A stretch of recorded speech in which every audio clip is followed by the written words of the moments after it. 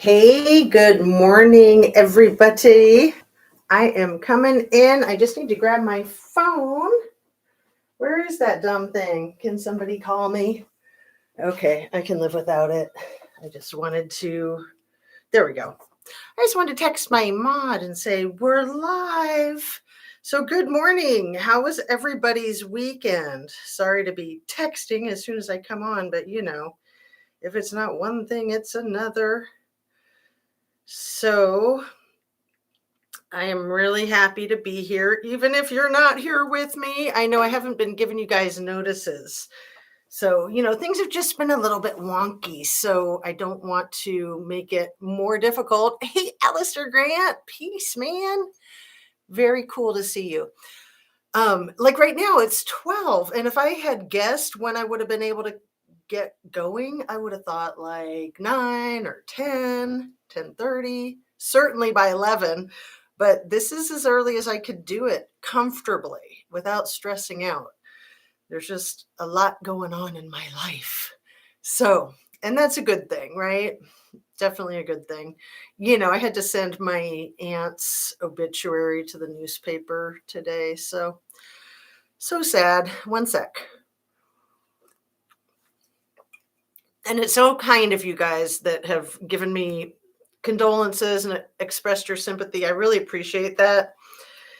It is tough losing people that you love, and that is people that have had long, healthy lives, that have had healthy careers and marriages and children and grandchildren. I just can't imagine these families losing these young ones. Fred Field, Annie Ruler, Pixie Knickers. Oh, you guys are the bomb. Time for the party. So I've got a couple of pages of notes to get to. I'm just so happy to see you guys. Let me go ahead and highlight Pixie Knickers with the little rose and the fairy so that I can get into the habit of pinning things. Where to begin? So there's a lot I want to talk about today. I had ample opportunity to meditate over the weekend while gardening and come up with all kinds of really basic ideas.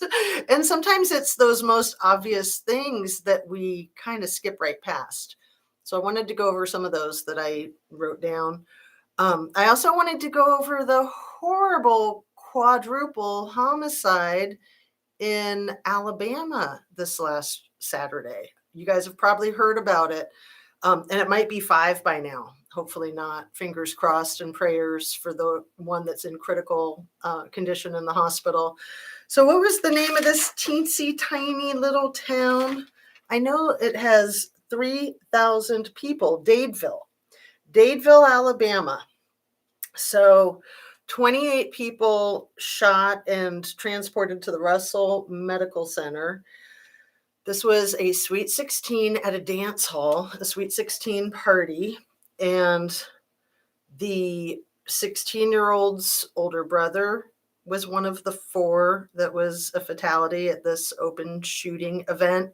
So I only heard about it this morning, you guys. I know that the police there in Alabama, Dadeville, they'd been keeping a tight lid on it. Like they weren't releasing the names of the deceased or the ages or anything. I don't even know if they released how many at first.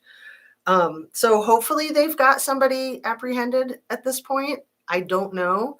When I learned about it this morning on, I think it was just the regular Morning Joe news that I usually wake up to. Crazy. Absolutely crazy. And then I was listening to it on the news radio, and the news radio had less information than Morning Joe, because obviously it was probably pre-recorded or something. I don't know. Morning Joe was definitely much more up to speed. So hopefully by now they know who it was, or they have an idea of who it was, or they have somebody apprehended. I haven't checked in a couple hours. But again, video cameras and cell phones.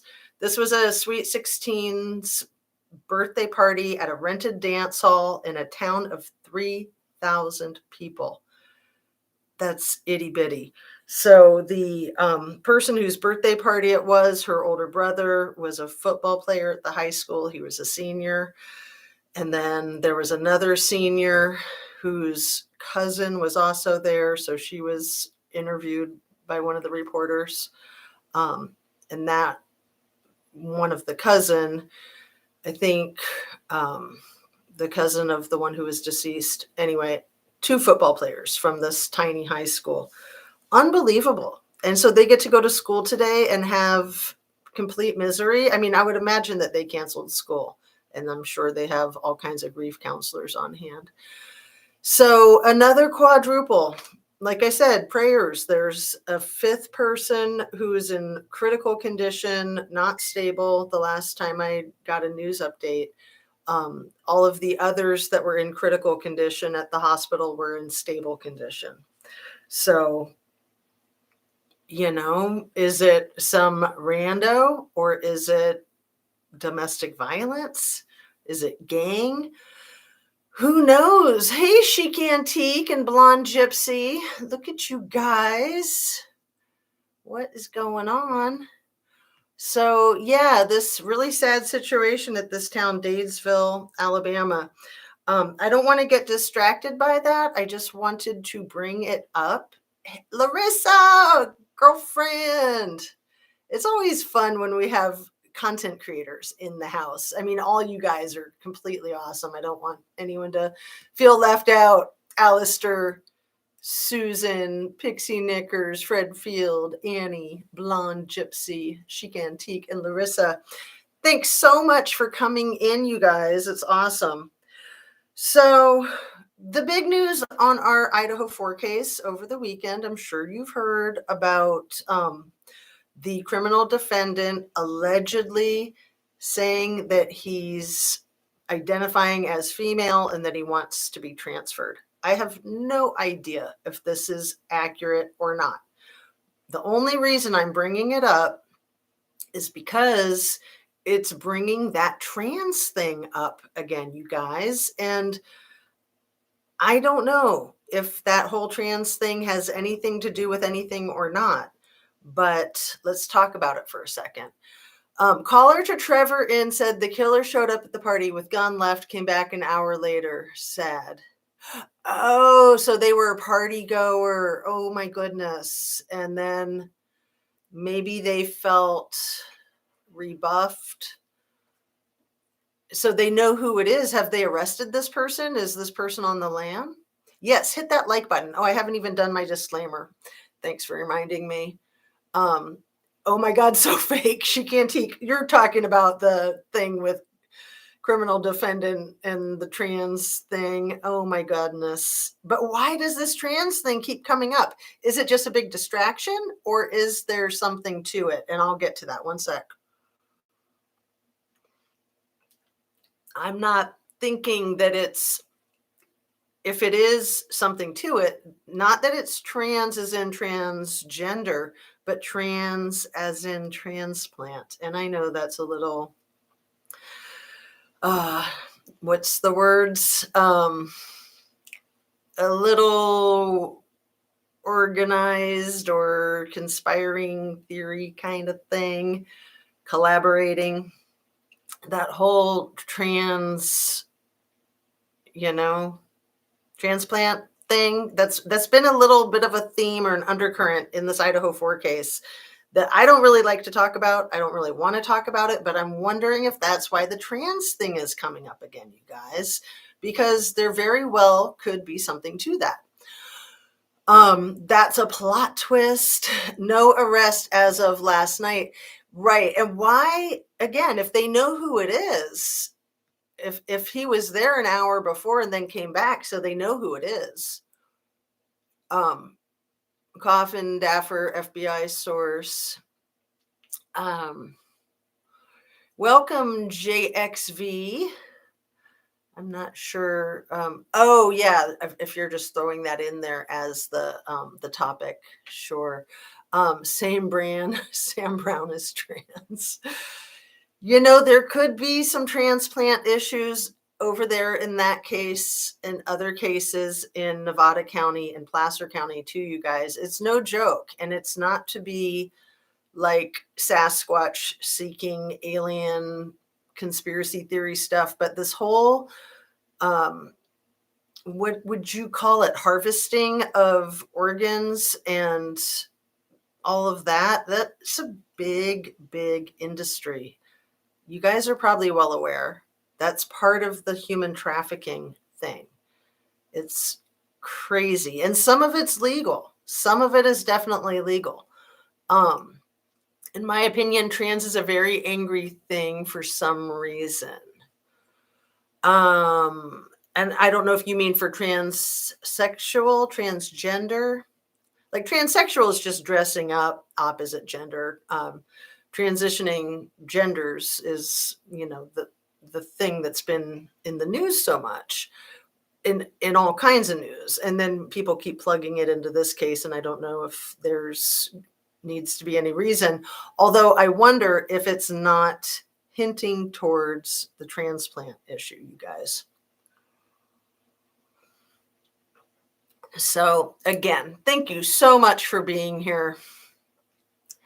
So yeah, I don't know if you want to elaborate on that, Alistair. Everything I say is simply my opinion, simply for the sake of conversation, hoping to open up a discussion and learn something, hoping to be educational.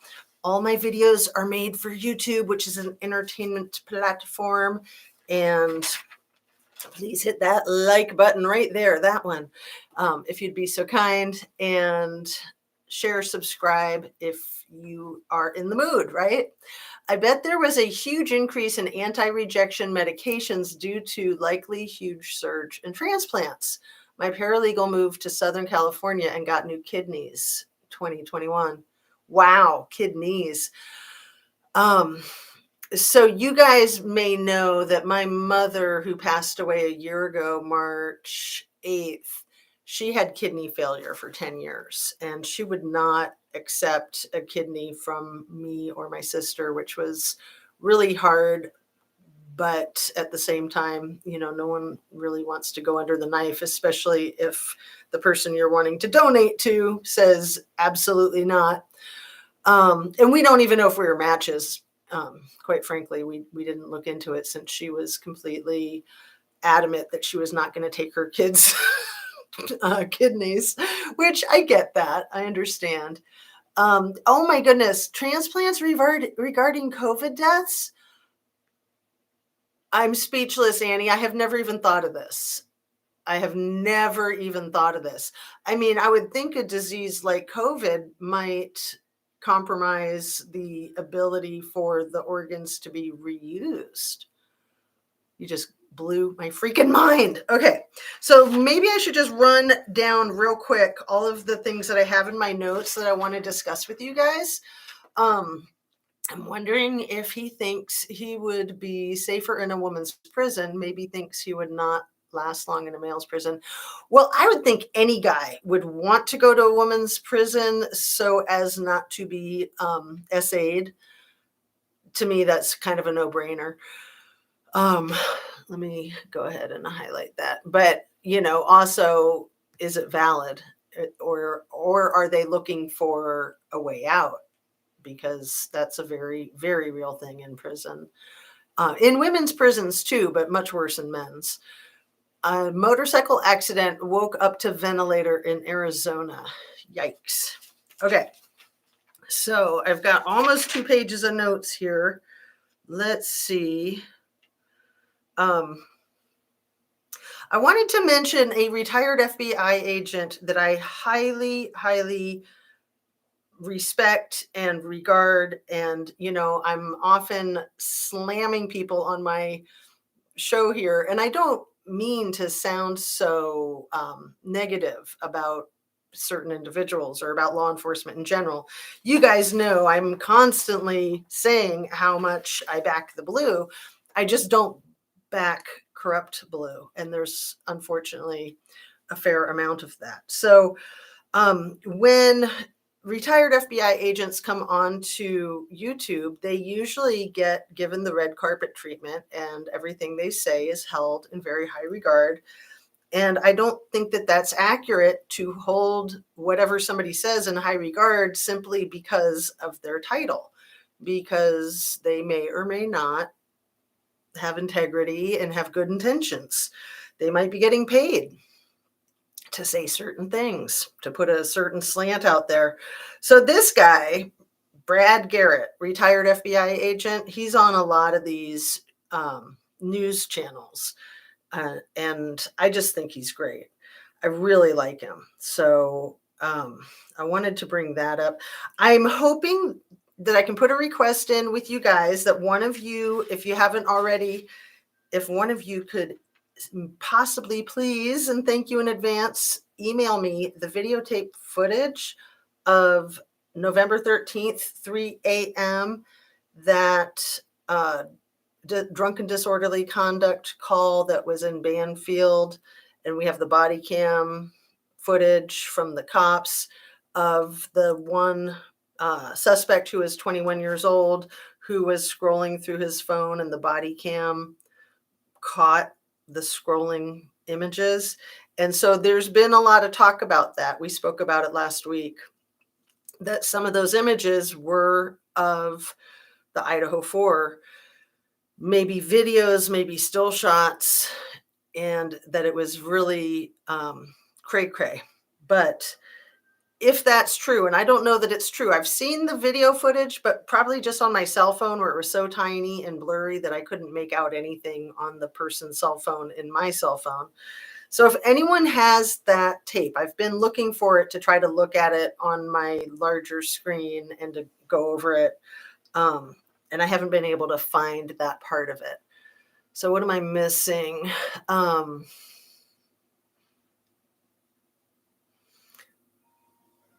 Just that they seem to be angry all the time. Well, Alistair, I'm in full support of LGBTQ. Everybody should just be who they are and what they are. And I think that there's some truth, in my opinion and my perspective, of that dealing with LGBTQ issues is really frustrating and really hard for people, so that there can be a lot of anger issues. And there's a high suicide rate, which suicide is anger turned inward. Unaliving others is anger turned outward. It's really a fine line. I did the evaluations for danger to self and others due to mental disorder, 25 years ago.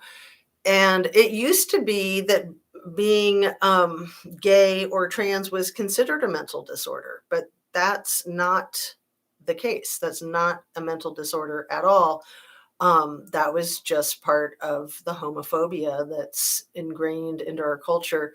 So that's just me. That's my opinion, that the anger is certainly there, but that there's valid reason for it. I mean, for those of us that are straight, imagining living that life and having people throw their judgment at you all day, every day. Like you're in line at the grocery store and people are like giving you looks with daggers in their eyes, or they're lusting after you because they have their own unresolved fantasy issues that they don't know how to deal with. There's so much crazy with that whole thing. So let's move on to, I bet there was a huge increase in anti-rejection medications due to the likely surge in transplant. Oh, wait, I already read all that. Where are we at? How did I go back and forth? And I can't believe the even suggestion of a male going to a women's prison boggles my head. The Sam as trans in women's sports. It's ridiculous. Same as trans. It's a really hot topic. And, I am, like I said, I'm in full support of people that are trans. And it is a very dicey issue when you're looking at sports. And I'll just leave it there. I don't want to go off on that. Justice. I'm trying to see what your, it looks like the columns, like maybe the parliament and then the justice things. It's on most pages.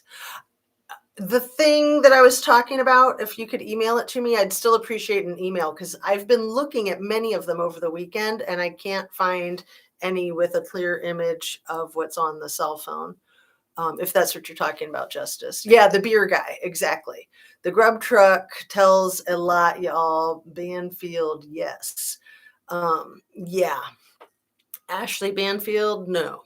The band Field, yes. So, yeah, there's a lot on that grub truck. Absolutely. So, let's see. I got so much that I want to cover here. I was going to try to give you a thumbnail. So yeah, we can't just trust news sources. We can't just trust people in law enforcement because they're news sources or because they're in law enforcement. Actually, Subconscious Mouth did a really good video on that topic over the weekend. So I'm going to put a link to that in my description. I highly recommend it. It's just like 15 or 16 minutes, I think. But we always have to use our own judgment. You know, when we Google things, a lot of times we know directions to get to a place and Google will tell us something different. I literally had that happen last week when I was driving to the airport. I was like, oh, this is a new way that I would never go. Google must know that this is shorter. No, Google was hosing me up, taking me to like the municipal airport instead of the international airport.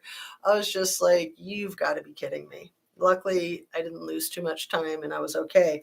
But my point is that you can't trust anything at face value. You have to know your stuff. You have to be able to discern what's accurate and what's inaccurate, in my opinion.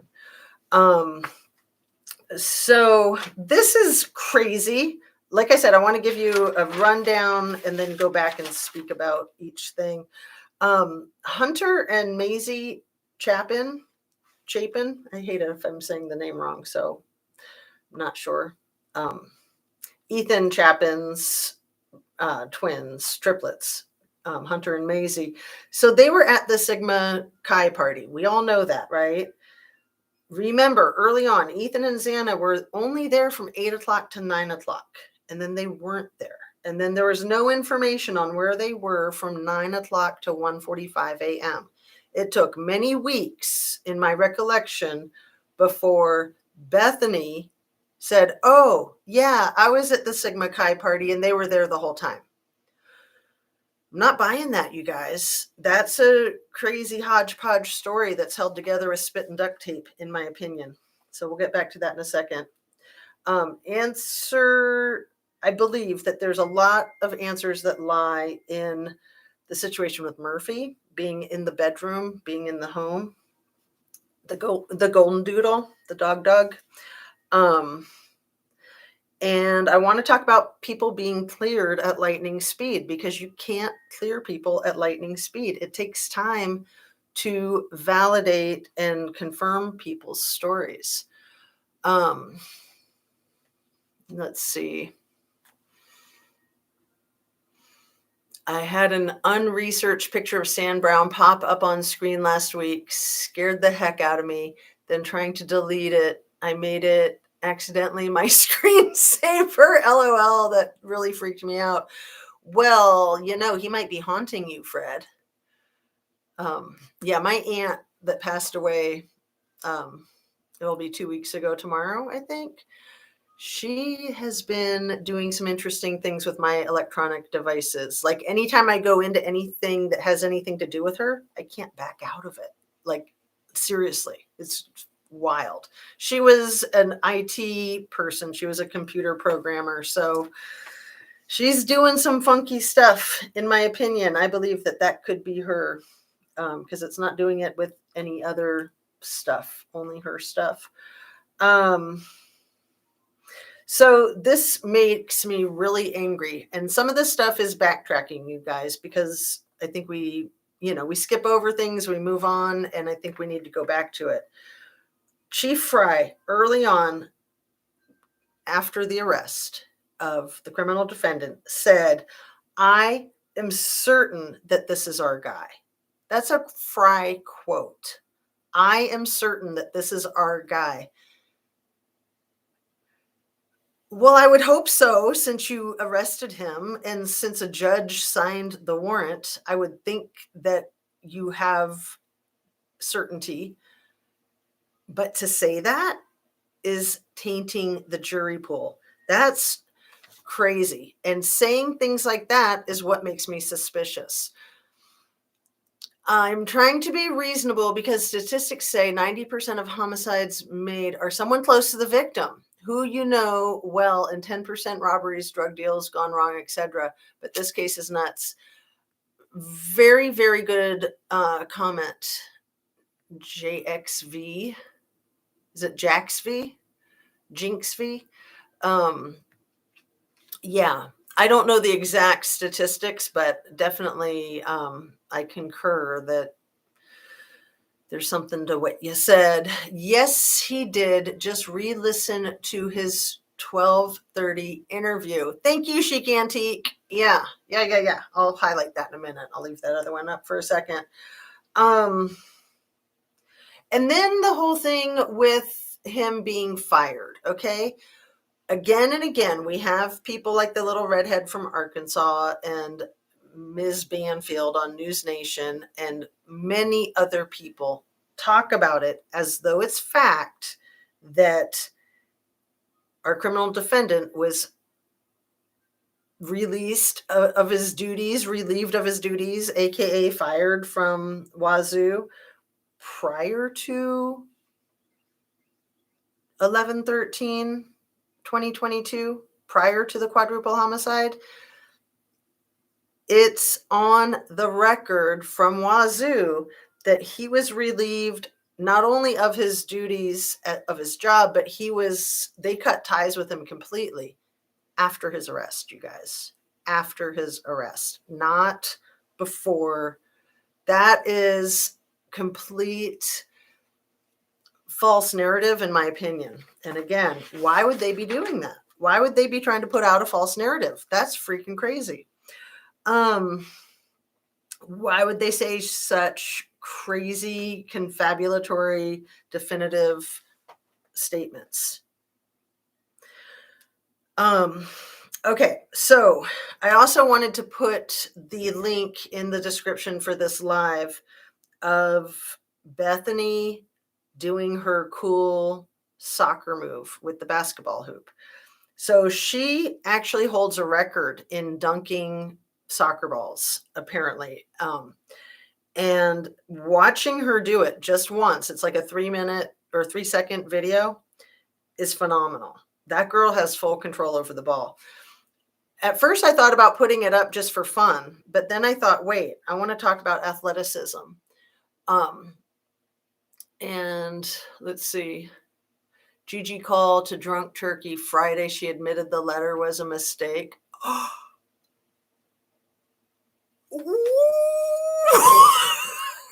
Oh my goodness, you got to be kidding me. You have got to be kidding me. Well, at least there's that. Like I'm always saying, it's fine to make mistakes. No matter how huge those mistakes are, you can always make amends and make good and learn from it and move forward. Holy crap. I'm so glad that I stopped to read that one because it's always hard. Like, do I read my notes? Do I read what you guys have? But I don't want to fall behind like I so often do. You're right about BF corroborating Ethan and Xana at Sigma Chi until 1:45 is garbage. People being cleared too soon is nuts. And Murphy location is so important. Fry saying that is outrageous, very suspicious. It's so nice when people agree. It's fine to disagree too, but it's nice to feel confirmed and validated. And I don't need the confirmation and the validation, but I like it. So thanks. And it's good for other people to know that other people are thinking the same way. Because yeah, I think everything you said is 100%. Right about Bethany corroborating Ethan and Xana at Sigma Chi until 1:45, and it's garbage. People being cleared too soon is nuts. Murphy location is so important. And Fry saying that is outrageous, very suspicious, very unprofessional, probably illegal, actually. I mean, unprofessional and unethical for sure. But yeah, it's illegal. He could be sued. Police chiefs can be sued. Judges can be sued. he can be sued for defamation of character, definitely. And again, are they trying to get the case thrown out? It wouldn't surprise me in the least. So Murphy's location.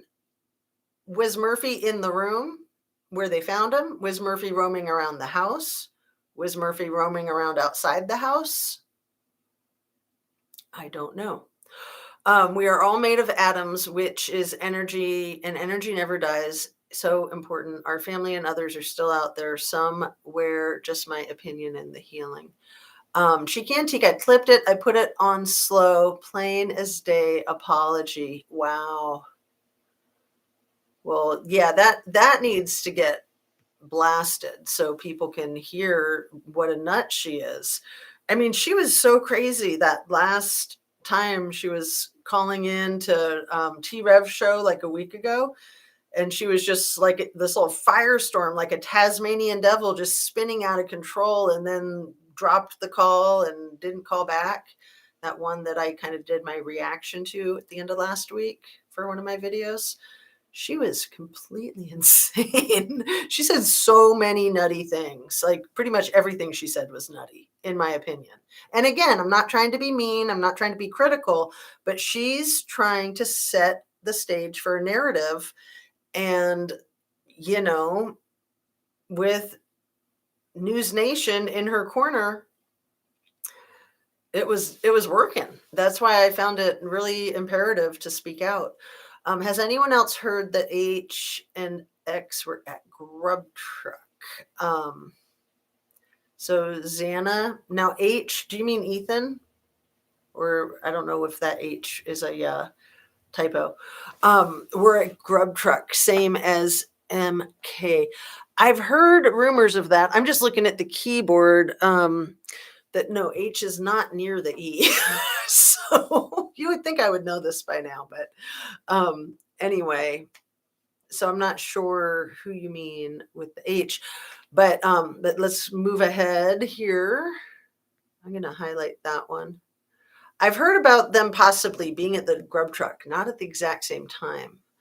I wonder why Fry, hey Rachel, used the word counselors instead of therapists for himself, his staff's families. Fry lied about 1:45 arrival of Kaylee and Madison. Olivia had to correct it to 1:56. Right. Okay, good, Annie Ruler. Thank you. So yeah, Ethan and Xana. I figured that's what you meant. Thanks for clarifying. And maybe you're doing voice to text, or sometimes things just happen, right? So when he says counselors, he maybe because he wasn't speaking of psychotherapists, but he was speaking of legal counsel. Maybe that was the first thing that came to my mind. It's Monday, brain still resting. I swear I hear Xana's voice near the order window and see her. If it's not her, it's her double. Wow. Wild. Okay, so I'm still trying to give you guys a thumbnail of what I want to discuss, and then we can go back to things. The thing about the killer, the alleged killer, that Dylan says in the affidavit that he was athletic but not muscular. Okay, so I'm tying this in with where I left off about Bethany's athleticism, Ethan's athleticism, Xana's athleticism. It has a lot of bearing, in my opinion, on the ability of these crimes being committed against these people. The stronger and more athletic they are, and the more adept they are, the harder it's going to be to do what was done. Like we all know that Xana had her fingers almost, trigger warning, severed from trying to grab the weapon. So she was an expert gymnast, and Bethany is an expert soccer player. I believe Ethan is very good at basketball. I think that was his sport. We've got potentially an athletically built but not muscularly built attacker, but we've got at least 2 of the victims extremely talented athletes. And then for Madison and Kaylee, I don't know. But people don't have to be extremely talented athletes to be able to defend themselves. Many people that are not athletically inclined would put up a really good fight. I mean, people will not go down easily if they're awake. Of course, if they're drugged, if they're not awake, if it's a blitz attack. But anyway, I want to get back to the whole thing about the athleticism because I just think it's a thing. And you got to remember that the affidavit was written by a very short, bald dude who fought in Afghanistan. Okay. The 3 people that we know, Kyle Payne, Brett Payne, and Brent Kopaka, that fought in Afghanistan, often those paratroopers, and I only learned this in the last week, they have the number of people that they unalived during the war tattooed on their chest, you guys. I know this from somebody who is one of those people, and his number is in the 300s. I did not know that before. But whether these 3 or any of these 3 have those numbers tattooed on their chest, what I'm saying is when you've gone to war and you've done that kind of thing, I'm just saying, I'm going to move on. What else we got here? Okay, Ms. Banfield on News Nation. I was listening to her on some of these replays that I was doing over the weekend. She would say things like, he had the death stare. People said that he seemed like he was analyzing everybody all the time. That's all speculation, you guys. That's all hearsay. That's crazy for her to be saying that on the news, on a show called News Nation, as a reporter. She's trash. I used to be a big supporter of hers, but she has completely trashed herself and that news show. In fact, I had it as one of my 5 on my channel, and I just replaced it last night. I was like, I'm not supporting News Nation at all until they get it together and make some public apologies for their BS, bogus reporting. Not reporting, bogus confabulation. Okay, so this was some more confabulation from Banfield's mouth on News Nation early on. He would glom onto people who didn't even know he existed. Okay, this was extrapolated from a guy, all hearsay, who says that he is the one who invited the criminal defendant to a pool party, then saw him at the pool party, and then ran into him at some point later. And when Brian was excited to see him and started talking to him, it took him a second to remember who this person was. So then Ms. Banfield says on News Nation as a news reporter that the criminal defendant would glom onto people who didn't even know he existed because this guy couldn't remember who the criminal defendant was, and the criminal defendant was excited to see him the first time they ran into each other after the pool party. You've got to stop, Ashley Banfield. You are completely making a fool of yourself. You can't say shit like that. Oh, I mean shite. You can't say shite like that. Bleep. I need one of those. Okay. I wonder why Fry. Okay, I already read that one. Hey, Dana, how are you? And I didn't say hi to one maiden nut yet. So anyone I've missed, I apologize. Hey, Moms AF. I think the Brady stems from DM's attorney aimed at Payne's misuse of her as a witness in PCA. Well, I would hope so, but I'm not that hopeful. The problem with the lead detective writing a PCA like that is it's pretty much written in stone. Unless he's going to get taken to Hold on a second. Sweetheart, relax. You're okay. Chill out. It's just a delivery. Just like Amazon or something like that. Anyway, sorry. It's okay, baby. Let's keep going. Brain completely hijacked. I was in the middle of a sentence about something. What was it? About the Brady stemming from DM's attorney. Yeah, anything that any police officer says is pretty much taken as the gospel. But the lead detective and on a PCA, that is written in stone. To undo that, he would have to admit that he falsified a record, a court document, which is a felony, and he would be drop kicked out of law enforcement in this country for all of eternity. So I don't think it's going to happen. That's my opinion. You're so unpredictable these days. I'm so sorry. I try to be real consistent, but I know it's been, I was going to do something over the weekend too. I was dying that I didn't get to it, but we're here right now. So there's more than one unaliver. SG says their means of unaliving don't match. Right. Steve Gonzalez says that they weren't stab wounds, but large punctures, gouges. Some were more severe than others. Right. That is a thought. Let's watch.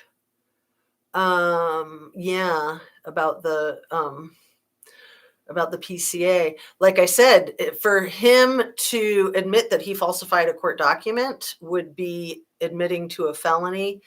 And if convicted of a felony, you have to be convicted.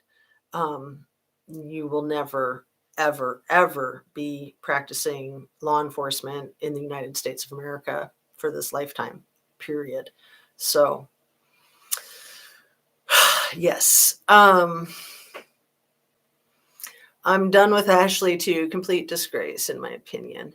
And I replaced News Nation with True Crime, Lost Souls True Crime and Chat. If you guys don't know Lost Souls True Crime and Chat, I highly recommend that channel. She's awesome. I love her. She's got this very sweet Southern accent, which seems like a lot of the content creators have that sweet Southern accent, like Alex, is it Erickson, Alex Erickson, and a few others. It's fun. Anyway, in my opinion, people come back from war so mentally destroyed is because they're carrying the spirit of the people they unalived. It has to be constant torture knowing that you have taken someone's life and just seeing what they see. Yeah. You guys, I haven't told you, but one of my kids is joining the armed forces when he graduates in a couple of months, graduates high school. So I'm staring down that barrel of, I don't want my kid to have that kind of PTSD. My dog is on alert.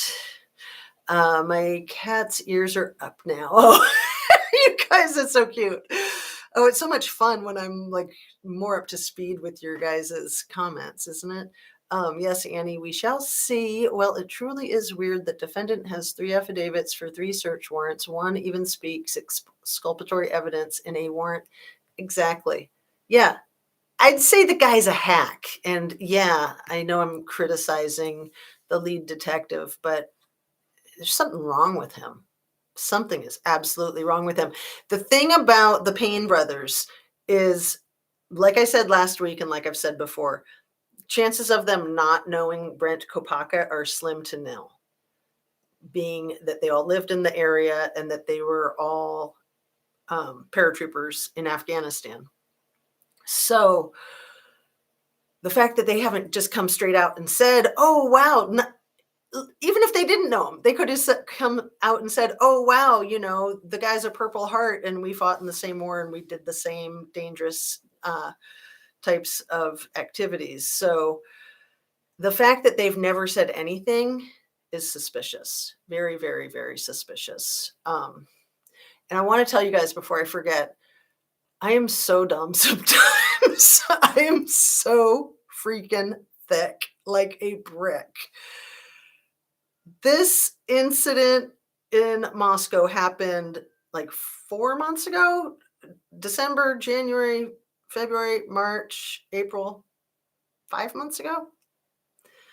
And it wasn't until over the weekend that I remembered the one person that I know personally that I was good friends with back in Olympia, Washington, 30 years ago. Very, very good friends with her. She had lived in Moscow. She had gone to the University of Idaho, and she told me, and I can't believe it didn't occur to me until this weekend.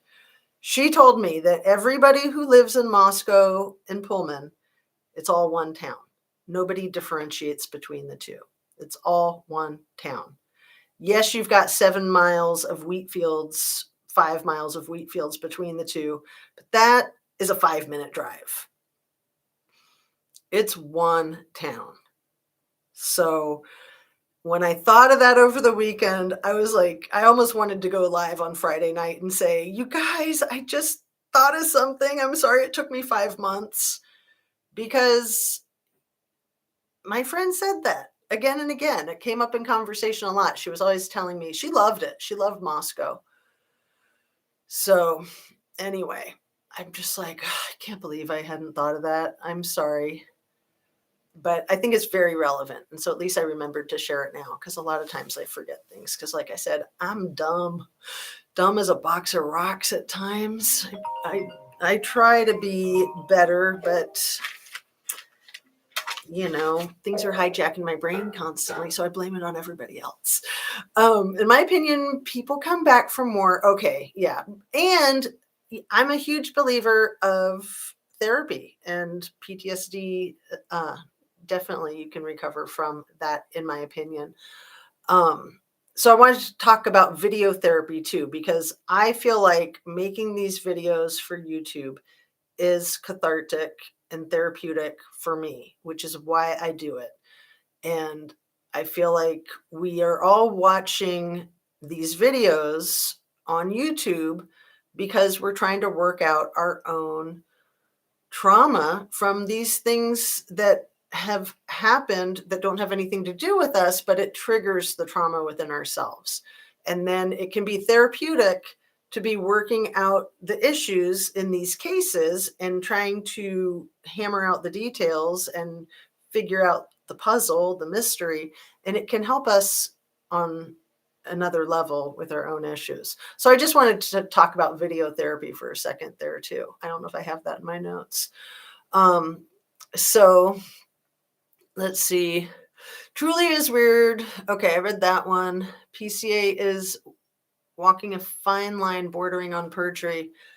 100%. I'd say that it is. It is perjury. When you compare Blakers and Paynes, they're 100% inconsistent when it comes to the sheath, which is like the most important piece of evidence, in my opinion, from the entire affidavit. The fact that there's none of the red stuff ever mentioned in any of the affidavits is nuts. 100% nuts. That's out of control. Out of law enforcement until Truckee hires them. LOE, LOL, LOE. Like I said, me brain no worky half the time. Okay, I got to slow down. I'm just covering too much ground right now. My son-in-law, 4 tours in the Air Force. He's fine. No worries, Mama. Well, that's awesome. I hope that it stays that way. The thing about PTSD is that it rears its head in many different ways. So sometimes it can lay dormant for 20 years, 50 years, and it can get triggered by anything. So, truth right there. One town, Chic Antique. Are you from there? Because, yeah, none of us know that unless we know somebody who's lived there. Passing on by to say hi. Hey, J-Rod. I tried to watch the video you sent me and it said it went private. Is it still private or can I watch it? Jamelyn Jutin survived 19 stab wounds. Ashley should focus on Travis Jutlin's case instead of breaking gag orders. Payne discredited DM by saying it could have been Xana who said somebody's here. Well, I think the whole story of DM is bogus. So you guys, we have the 12 hours that passed with the 8 hours until 911 was called, and then the 4 hours until Payne dragged his butt there. But then we also have 5 hours from 9 p.m. until 2 a.m. roughly of Xana and Ethan that may or may not play into that whole lost time. Xana's father says that he was texting with her, but that could have been anybody texting from her phone. Moscow and Pullman do share IT department. Do they share IT departments? That's a good question. Do they blur together, even use medical examiner from Spokane and another state? And I know that their 911 calls all go to Pullman. So if you call 911 from Moscow, it goes to Pullman and then gets dispatched back to Moscow. Hey, Kale, keeping low profile. He had therapy. Oh, cool. See? Awesome. J-Rod, hola, not from there, but I re-listened to Bomb Mom Paula's calls to T-REV, and she says one town. The cops even use each other's cars, switch them out. Yeah, I am so glad that you delineated that, chic antique. Thank you. Aaron, Estes Park, nice to see you again. Please tell your son thank you in advance for helping to protect my 10-year-old daughter's future and country. And, I'm proud of him. He wants to be a medic, so that's a really cool thing, but I don't want him going to war. If he wants that, he can just watch old MASH reruns, right? Okay, so I think I delineated the things that I wanted to discuss with you guys. 53 watchers and only 27 likes. Please like and subscribe and share. Do you ever take calls? I don't have a way to take calls. I'd have to get like another phone or something like that, or I don't know how to do that on the computer. Did you want to call right now? Is there something that you wanted to talk about that we could try to do just through chat? So yeah, I was just saying that last week that maybe I should get myself up to speed with being able to have people come up on panel and things. Excuse me. Oh, that's so good. Earl Grey tea with half and half and honey. It's perfection. How do you say that? Medic! I'm not sure how you say that. Sins Camilio. Yeah, I have, like I've said again and again, and I have it in my bio, I have first responders and people who've served in the armed forces in my family. And even my father-in-law, who was a civilian for the Navy for 30 years. So it's very close to my heart. And I don't like to focus on that because I have never served in the armed forces and I'm not a first responder anymore. I used to be a mental health first responder. But I speak from my own professional experience, my own life experience, and my life experience is having these people in my family. And I care so deeply about people who, like I've said again and again, they put their lives on the line for you and for me and for every dirtbag out there every freaking day of their lives. And you're never off duty. I mean, if you're trained like that, something happens, you are right where you are. Do they share first respondents? Very good question. It sounds like they do to some degree. I don't know about like medics and firefighters. But Wazoo has their own police department. Pullman has their own police department. Moscow has their own police department, and the University of Idaho does not have a police department. They have campus security.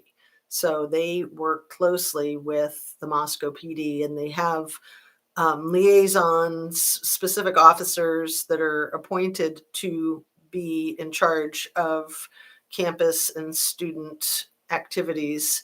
And why we haven't heard from those people in this case boggles my imagination.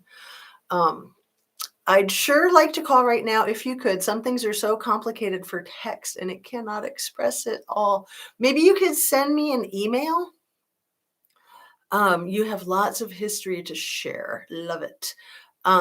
So yeah, if you want to send me an email, and like I said, I was going to do that early on, like so that I could do panels, and then it seemed like when people's systems were getting burnt up, that it was because they were getting rated through their panel ability, that was how people were getting into their systems and frying them. So I didn't explore that. Thank you for your service as a mental health first responder. Well, and I love doing it. I really do. I love that experience. I had no idea that I would be inclined to do something like that, or that I would be good at something like that. But I really loved it. I liked working inpatient too. Again, not something I would have thought that I would have ever done, let alone enjoyed, let alone been good at. Remember, we wondered if MPD SWAT responded to Kopaka incident. Good question. I don't know if anybody from the Moscow PD is part of the SWAT team to respond. So we know that there were people from Pullman Police Department and from Wazoo that were part of the SWAT team. The SWAT team is something that individuals get involved in. So there's no,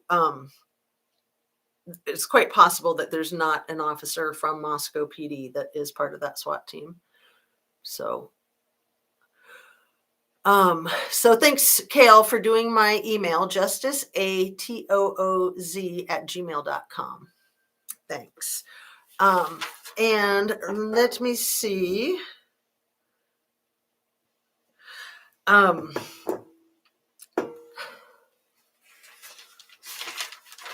Just had to look at my phone. Sometimes my kids text me while I'm doing stuff, and I always like to keep up with them in case somebody's needing something immediately.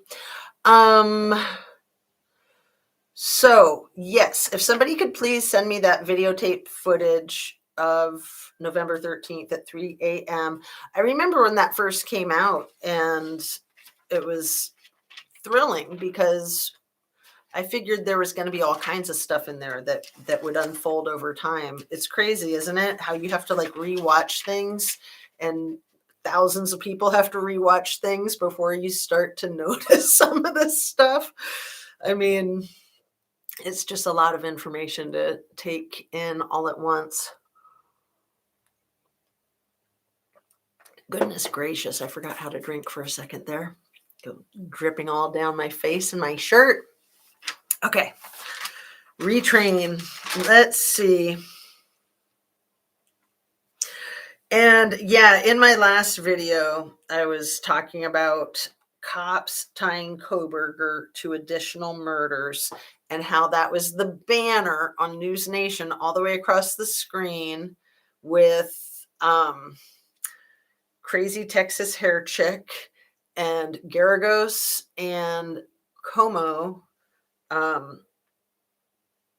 And they had that banner across the screen, cops tying Koberger to additional murders.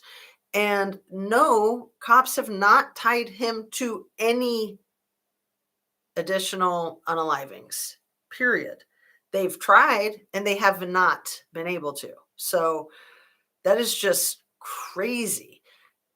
They've tied him to the Idaho 4, and we don't even know if he is actually tied to the Idaho 4. But to try to put it out there that he could be getting tied to these others is laying the groundwork of, yeah, and he stares at people and he gloms onto people. I mean, it's crazy. BK, no prior record, never tied him to anything. Thank you, One Maiden Nut. Like I've said again and again, if the worst things you can come up with are that he gave people noogies when they didn't want noogies, which I'm sorry, but nobody ever wants noogies that I know of anyway, or that he had issues in high school or that he had an awkward internet date. I mean, if that's all you can dig up on somebody, oh, and that they're a sexist grader or harsh grader, but even harsher to women. Crazy, you guys. Everybody grades women more harshly, in my experience as a woman. Do you subscribe to the idea that the white truck had something to do with the Idaho red rums?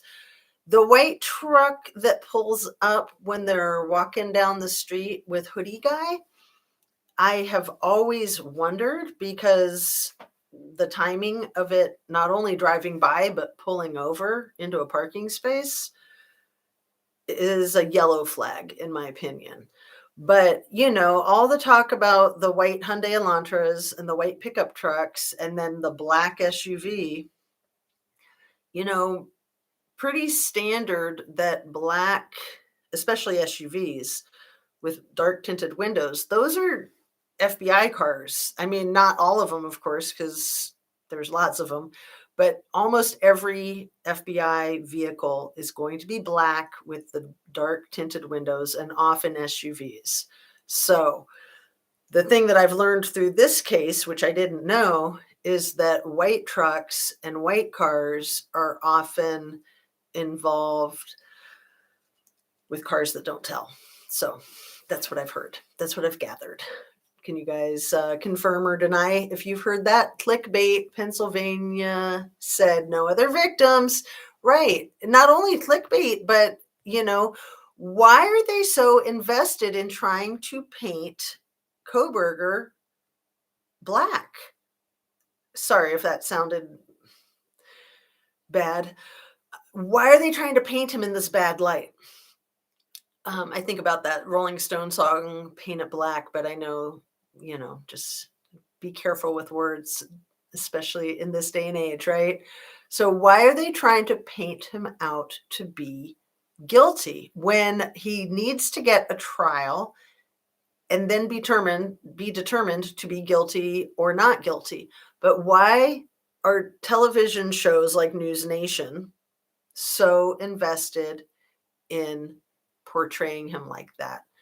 And why would they be doing that? What's their motivation? Obviously, they're not just doing it for fun and not just for clicks. I mean, that there's the money-making aspect, but to me, it seems like a coordinated effort. Like they're trying to pin it on a specific individual, and then the whole thing just goes away.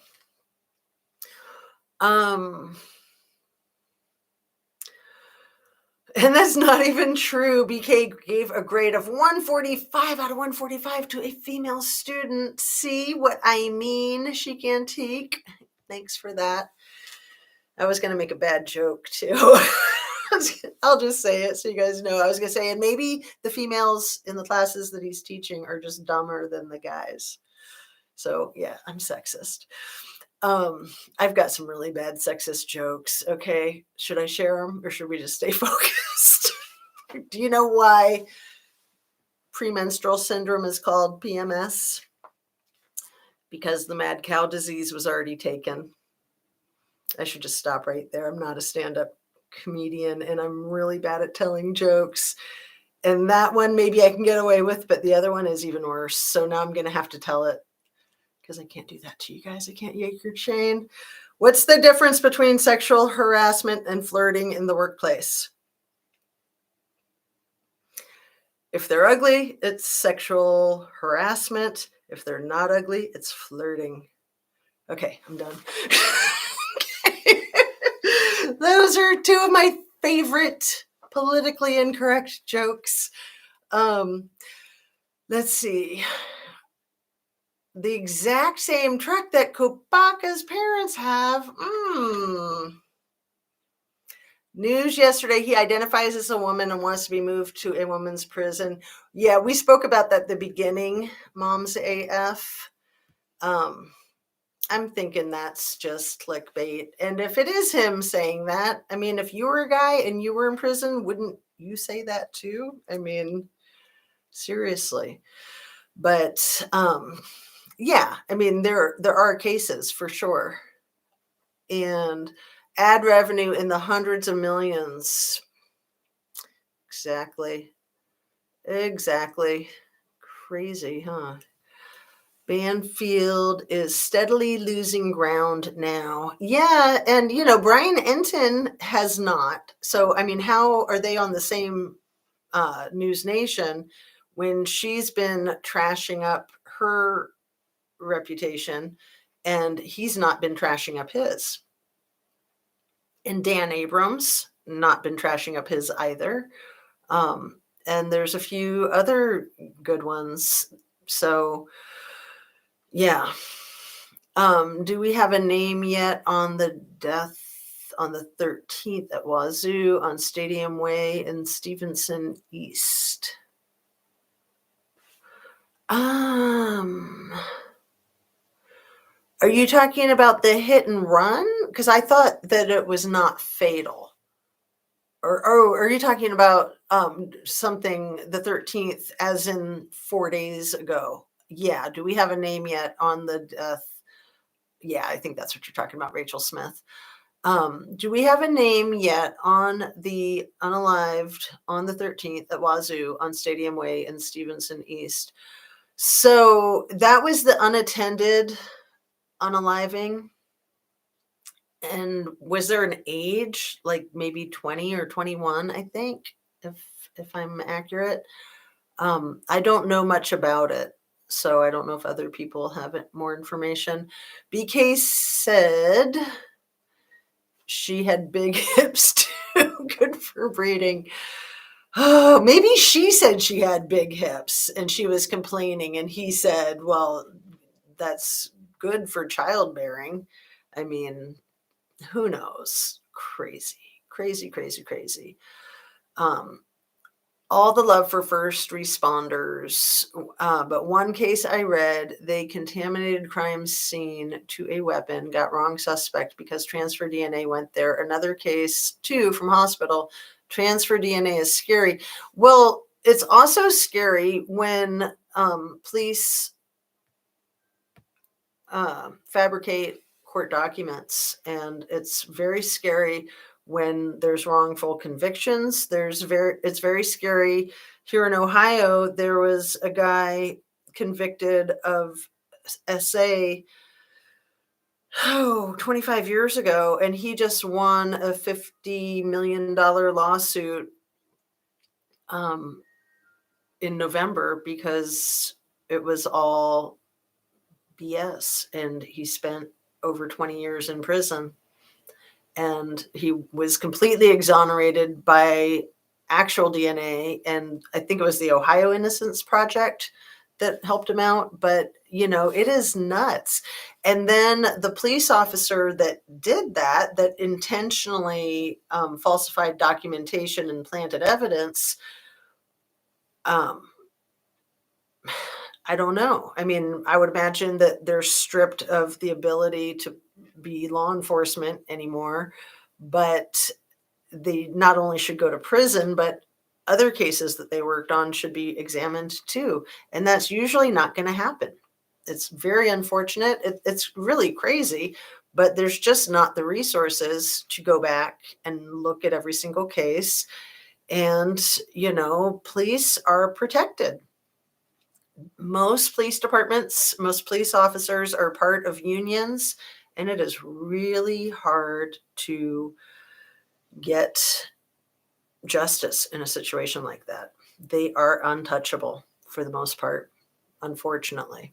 And they take advantage of it. Not all of them, but some of them. And they ruin it for the good ones. They ruin it for everybody. I'm pretty sure it was discussed the owners of the black SUV was a family with small kids who hated all the neighborhood noise. Well, I live in a dumpy apartment with a high rent, with a high money new SUV that was convo, I heard.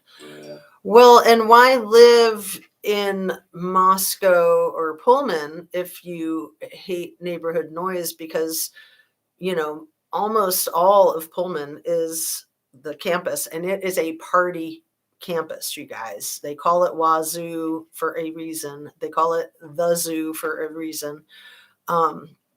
And then Moscow is the town is a little bit bigger than just the college population, but I mean, half the town is college, half the town is not college. So you're going to have noise issues in places like that.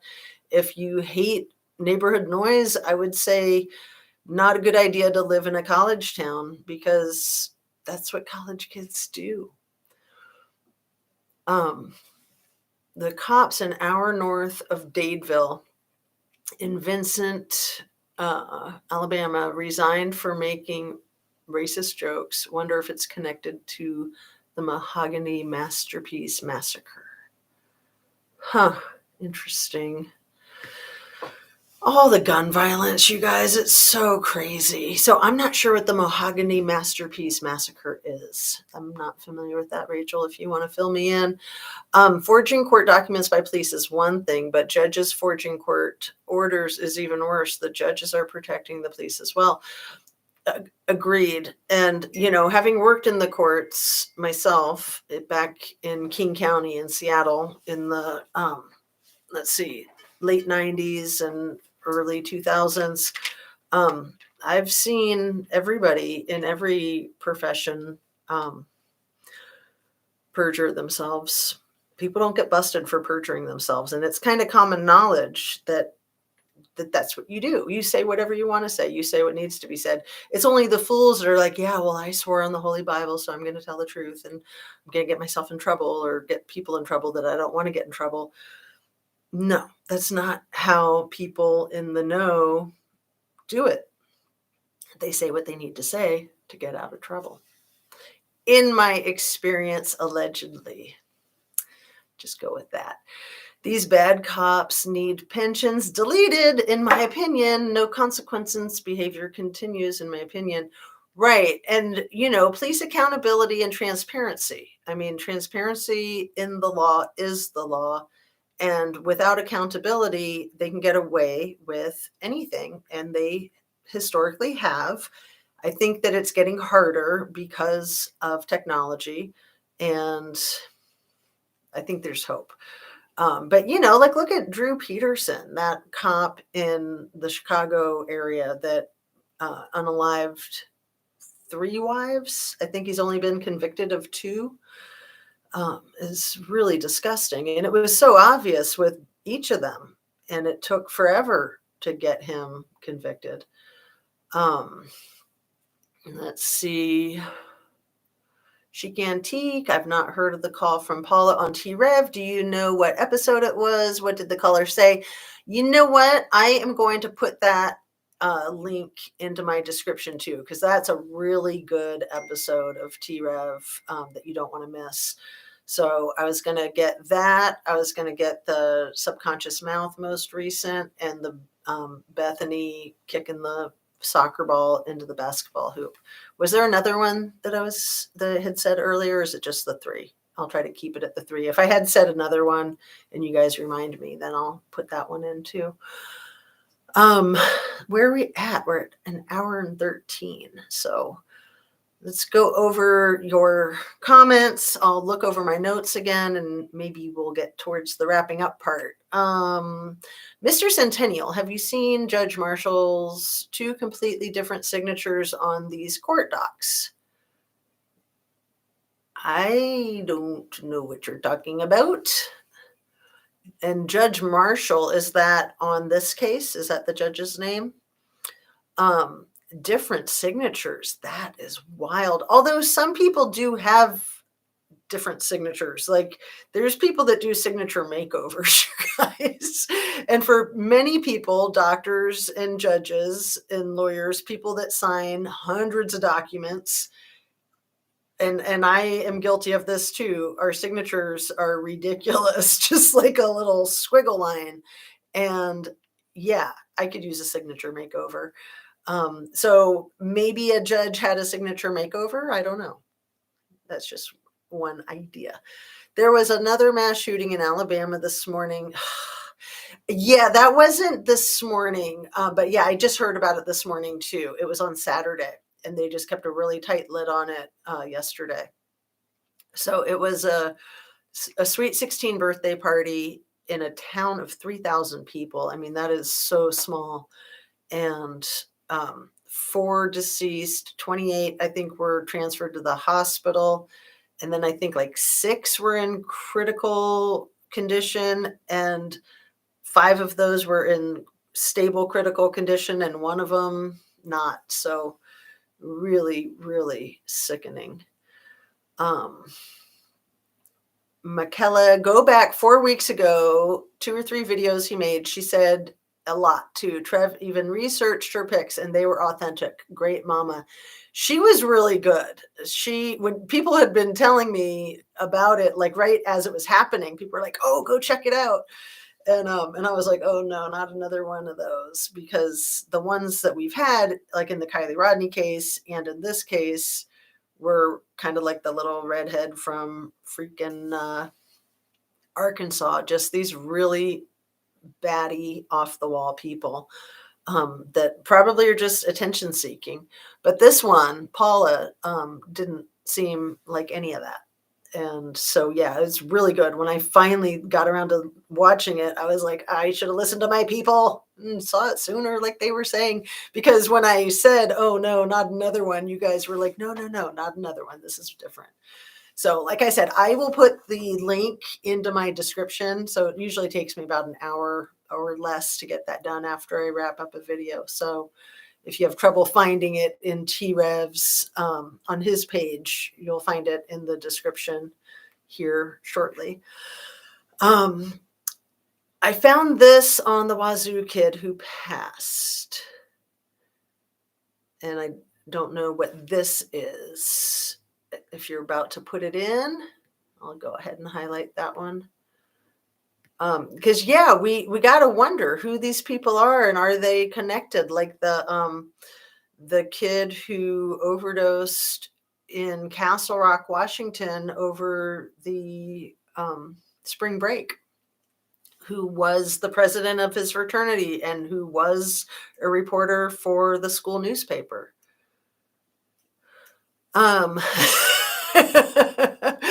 Mark Molina, I missed Mo's start over. Yes, I am sorry that I have not been doing alerts or, announcing that I am going to do a live.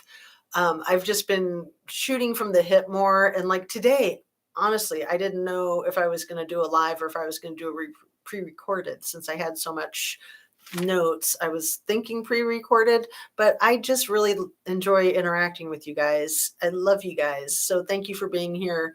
And it does make for a longer video, but it makes it much richer, in my opinion, to have you guys kind of live giving your comments. Megan Marshall, one is left-handed, one right. Very odd.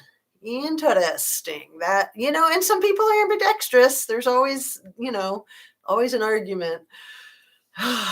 But yeah, most people that are ambidextrous still stick with one or the other. Chicantique, I saw that, might have even saw there 3 different ones. Also, she was the same judge for Stickergate case in Moscow. For anybody who doesn't know what Stickergate is, I think I know some about Stickergate. I think that it has a lot to do with the pastor, is it Doug Wilson? And then his 2 kids that got in trouble with Moscow PD, and the stickers that they were putting up on the poles, and that was when they got arrested. And I think there was a lot going on with the whole mask wearing stuff, and that there was just a lot of back and forth with law enforcement and Doug Wilson and his family, basically. And so the Stickergate is about that, I believe. And I believe that is what the whole lawsuit, the current lawsuit, is about. So I'm not 100% sure, but I think in a nutshell that's what Stickergate is, for anybody who doesn't know. Thanks, Justice, for putting the link in the description. You're welcome in advance. I'll get that done, I promise. I'm usually really dependable. When I say I'm going to put a link in the description, I get to it right away. The Chic Antique, thanks for the time of the T-REV video. I'll have to go look. Yeah, it is really good. And the woman has a lot of great insight. Mahogany Masterpiece was the event venue in Dadeville, Alabama. Is that what they're calling it? The only person to make a complaint against 1122 King was a 22-year-old ROTC Air Force student who was the victim's sorority sister's brother. Wow, Rachel, dang. So they're calling Mahogany Masterpiece the event. Oh, it's the venue. Thank you. Oh, I'm so glad I read that accurately. Mahogany Masterpiece is the name of the dance hall that was rented for the 16-year-old's birthday party. Thank you. And what a cool name, Mahogany Masterpiece. And yeah, now Mahogany Masterpiece Massacre. Awful. And yeah, do they have an arrest yet? Whitman County Coroner's Office has confirmed the identity of the victim as Theodore Ray Clarkston III, the young man who passed. It must not have went through. Oh, you're talking about the person up there at Wazoo. Thank you. Got it. Good to know. So Theodore Teddy Ray Clarkson III, and they're saying it was a self-unaliving. Secretaries often sign for judges. Yes, Moms AF, you are correct. Thank you, Sudi. Yeah. So let's see. We're getting close to an hour and a half. Let me just run over the notes again, make sure that there's nothing that we wanted to discuss further. Or if there's anything you guys want to discuss, put it in the comments. And, I had said last week, and I want to reiterate, I was not the least bit suspicious of the arrest of Kohberger being anything but genuine and authentic and real until they kept releasing so much information. I think it was the day when they released the 700 pages that I was like, I was already feeling like it was too much information. And then I was like, that's way too much information when there's a gag order. And I understand that the gag order is from one state and that the 700 pages was from Pennsylvania, but still you can transfer that gag order and you can respect that gag order. And why wouldn't you? So that immediately was a red flag. That's when I was like, something's going on here. This is crazy. This is absolutely nuts. So,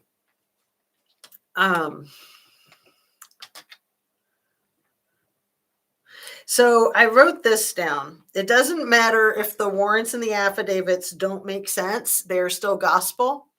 And I'm really glad that I saw that before wrapping this video up, because that is the truth in my experience. Anything that law enforcement officers document is considered gospel. Period. The end. So even if it makes no sense, even if it's known that it doesn't make sense, it's still taken at face value, you guys. That's just the way our system is. So keep that in mind, please. And yeah, just to underscore that anyone from Moscow or Pullman or anywhere around there will tell you that it is one town, one single town, two ends of the same town, right? All right. So this is something I'm also glad I saw. I didn't say this yet. Law enforcement does not have to be part of the coordinated effort to be part of the coordinated effort. If they're allowing it, then they're part of it. And you only have two options. You either have the corruption or incompetence.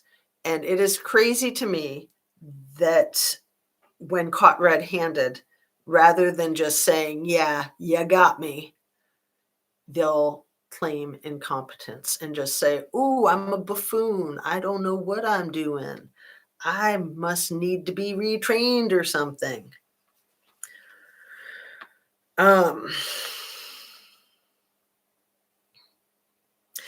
and then the driver that took Kaylee and Maddie back to their house, allegedly, how do we know just because this goofball Moscow PD department says that this person has been cleared? How do we know that they've been cleared?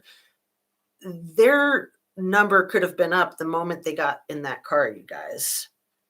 Who knows where that driver took them, or if that driver took them to the lion's den.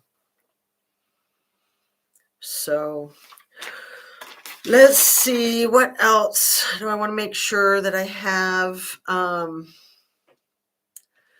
There was a harsh reality video, I think just yesterday or today. I think it was yesterday, last night, about the Neiman's suing Upchurch potentially. And from watching his video, it sounded like it maybe wasn't really happening. But I wanted to say, if they are, if Kylie Rodney's family is suing Ryan Upchurch, that would be good. Because when you have a lawsuit, everything will come to light. So I hope that they do. I hope that they do. Make my day, please. Let's see. Okay, nobody's put anything new up. You guys, are you still here? It's been 7 minutes since somebody's made a comment, but that's cool because that'll make it easier to wrap it. As I am double checking the videotape footage on 11/13 at 3 a.m., the body cam of the guy scrolling on his phone with these images. Please, if anybody has a link for the video or can just point me in the right direction, like exactly whose channel and which date, and then I can look at it, because that needs to be discussed if that's true. The name of the private driver that drove the girls home was called Eric Grower. Well, and you know, the people getting cleared in this case, like the roommates, like the Jacks, these people got cleared very quickly. So unless you're really going to vet and research, make sure everything is consistent and accurate, if you know that you're going to clear people, you can just say we cleared people, you know, if that's the way it's going, if that's the way it's supposed to go, if you know what I mean. Yeah, then it's not going to take too long. You say, yep, innocent, innocent, innocent. Yep, we know that these people are fine. Let's see. Ellie insists it's a private party driver. Is that suspicious? Olivia says Uber driver, and she knows the deal, but law enforcement insists it's a private party driver. Wow. I've never heard that discrepancy, but yeah, I've heard that it was like a driver for the sororities, and then if the sister is saying that it's an Uber driver, but whoever it is, were they part of making sure that those girls got to where they needed to be in a sinister sense, not in a safety sense? Because it really seems to me that it was a coordinated effort and that those girls were being tracked, and that things just aren't adding up with the time frame, with all of it. They forgot to redact it in one of the PCAs linked to the search warrants. As of an hour ago, Dadeville had no arrest and they were asking for public's help. It was right by the courthouse. There should be video footage, and it's a birthday party. I'm sure everybody was with their cell phone making videos, unless it's like Kylie Rodney's graduation party, right? The senior send-off. They have released some of the victims' names. Is it still 4 or is it 5 now that are deceased? Because that one, it was in unstable critical condition. One of the PCAs linked to one of the search warrants. They forgot to redact his name in one of the release documents. So I'm positive that Eric Grower is his name, or Grower. Yeah. Right. And he checks out. Police said he checks out. He's been cleared. Everybody's been cleared. Everybody. One maiden nut, very sus, in my opinion. A Taco Bell receipt isn't an alibi. Oh, that's cute. Taco Bell receipt. So that was the guy with the Taco Bell receipt. Okay, I didn't know how Taco Bell tied into the whole thing because that threw me. I thought somebody was crossing their wires with Jack in the Box and Taco Bell, but that's where that Taco Bell receipt comes into play. That is funny. Is it true that Eric Grover lives near Brian? Someone said that in one chat. Interesting. I don't know. But these are small towns. So in a sense, everybody lives near everybody. But when you say that, I'm thinking maybe in the same like Steptoe Village apartment complex or something. I thought that first too, but it could be the university did some sort of a deal with Uber, and therefore the private party services might be using the Uber app for its services. Wait, what Taco Bell receipt? I've not heard anything of that. I think that the guy Eric Grover had a Taco Bell receipt. That is how that ties in, Michaela. I think that's what folks are saying. Brian K. wrote on Kopaka's memory board, R.I.P., my dear friend. Are you serious? I've never heard this. Mom's AF Pennsylvania style or PA style. I think that's probably for Pennsylvania. That is wild. In my opinion, nobody can convince me that is not, I think Fry, you call him, is not the guy in the bar pic with the girls and the two Jacks and Adam.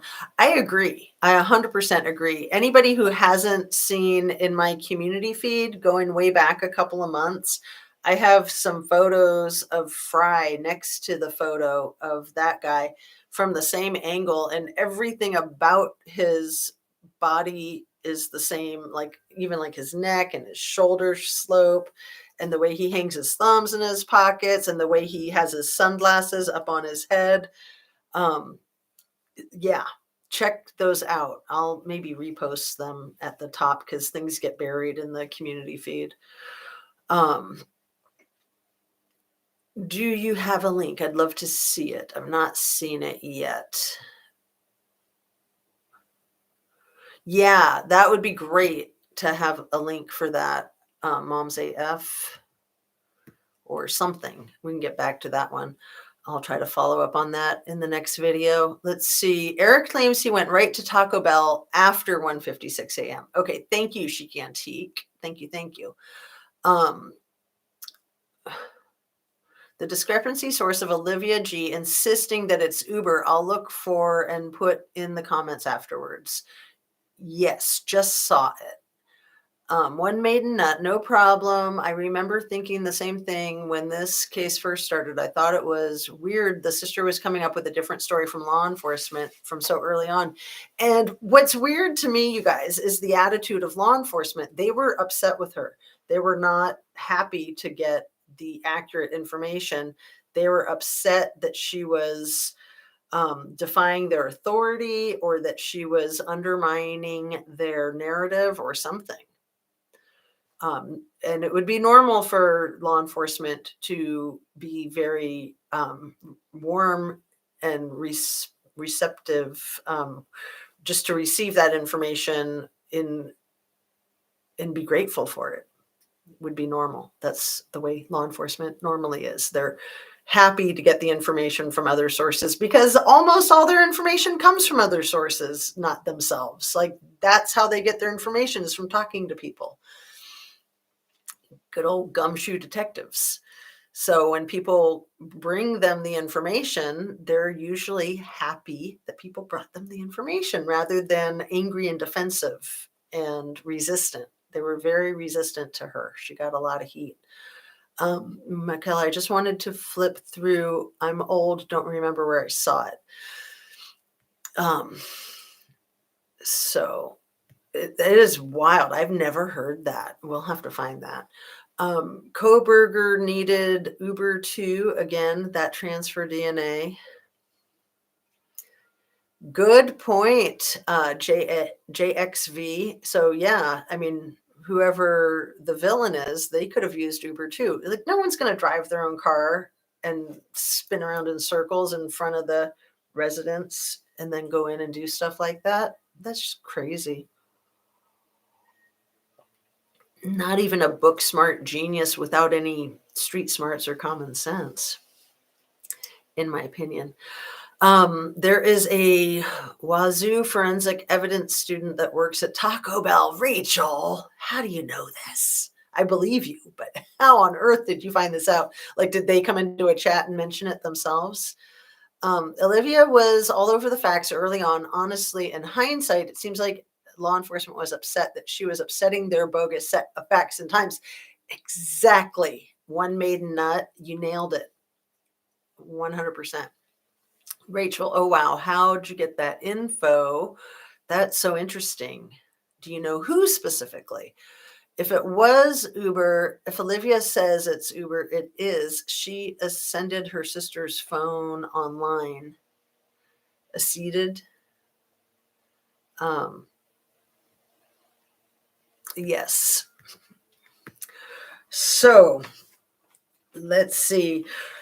Again, underscore Hunter and Maisie were at the same Sigma Chi party that Ethan and Xana allegedly were only at for 1 hour from 8 to 9. And then there was that black hole from 9 o'clock until 1:45 that I don't remember, was it 2 weeks or 3 weeks before Bethany filled in the black hole and said, oh, they were at the party the whole time I was there. That's not gonna fly for me, because why wouldn't that have been known sooner? That does not fly for me at all. Again, is Bethany being used like a pawn in this whole picture, just like Dylan?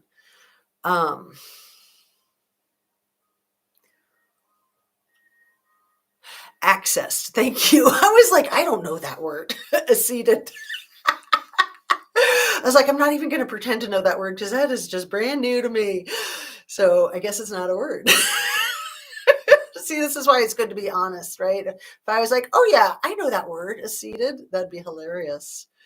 So funny. Okay, if it was Uber, if Olivia says it's Uber, it is. If she assessed her sister, she accessed her sister's phone online. Right. And she did that right away.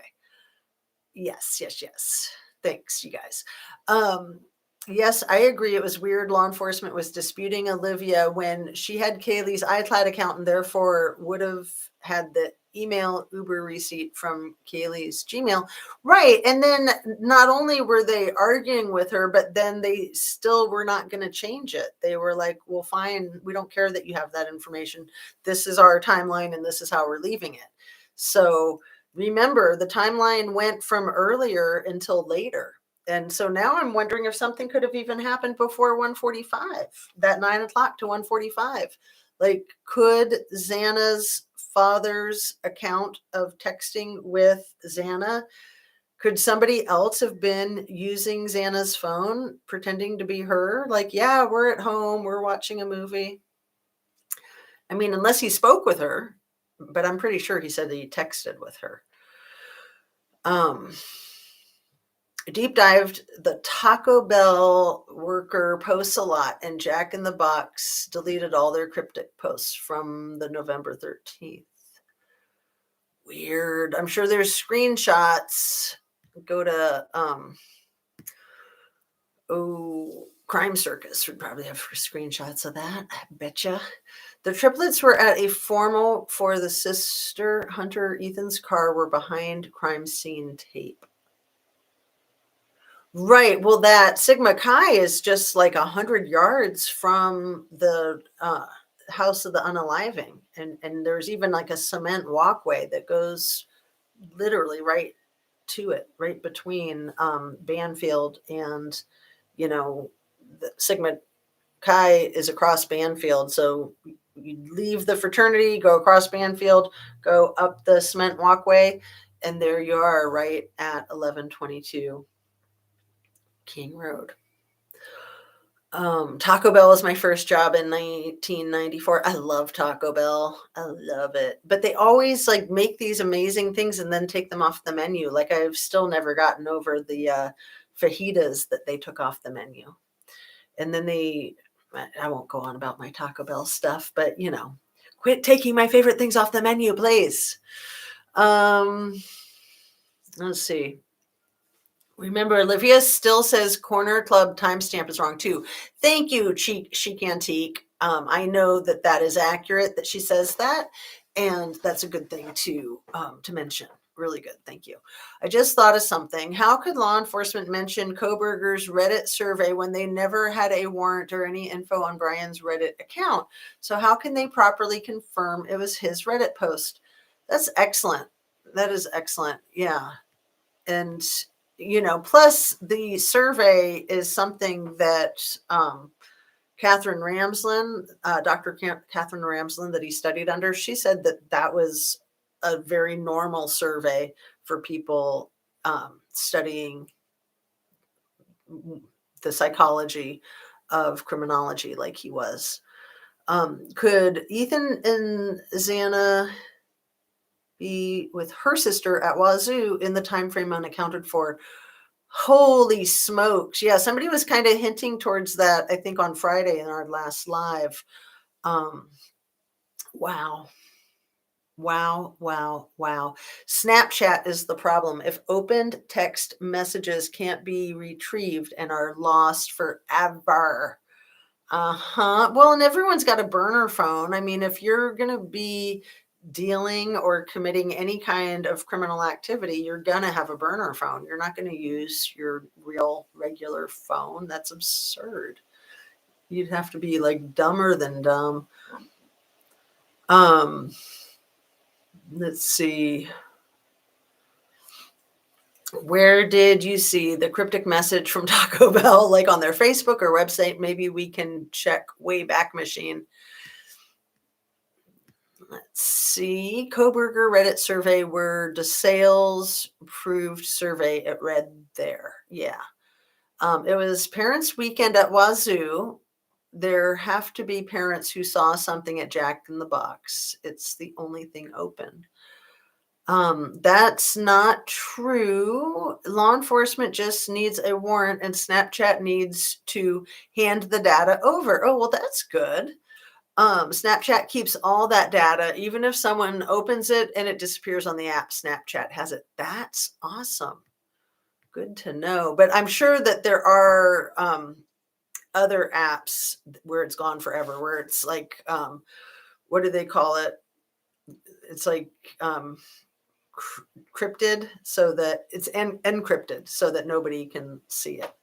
I know that there's those. I've used them. But not lately. Rachel Smith. It was on their Facebook at 6 p.m. on the 13th. Wicker is one that's encrypted. I just thought of the name. I forget the name of the other one. Anyway, it was on their Facebook at 6 p.m. on the 13th. Get screenshots and sent emails before they deleted everything. Great point, McKella. No DeSales warrants either. It might have been posted under his name only. I was a psych student, and the survey doesn't actually seem that typical. Not just psych, but criminal psychology. McKella, were you criminal psychology? Let's see. The questions aren't phrased in a way for him to get enough data to analyze. I was very surprised a teacher approved it. Interesting.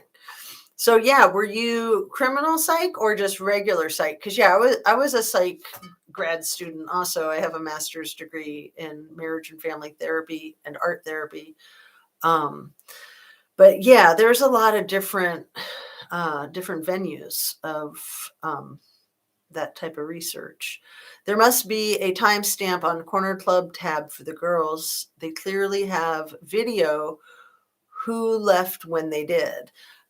So Hoodie Guy, who is said to be Jack S., left with them to walk them safely.